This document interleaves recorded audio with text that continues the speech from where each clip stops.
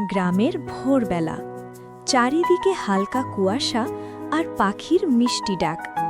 হঠাৎই গ্রামের মানুষজন এক জায়গায় ভিড় জমিয়েছে। কারণটা অবিশ্বাস্য। একটি বিশাল সবজি। ক্যামেরা ধীরে ধীরে জুম করে দেখায় মাটির উপর রাখা একটি অস্বাভাবিক বড় কুমড়া। পাশে দাঁড়িয়ে থাকা কৃষক রহিম হাসছেন। তিনি বলেন, আমি নিজেও ভাবিনি এত বড় হবে। রহিম জানান, তিনি কোনো রাসায়নিক ব্যবহার করেননি, শুধু জৈব সার আর নিয়মিত যত্ন। প্রতিদিন ভোরে পানি দেওয়া, আগাছা পরিষ্কার করা আর গাছের সাথে কথা বলা, এটাই ছিল তার রহস্য।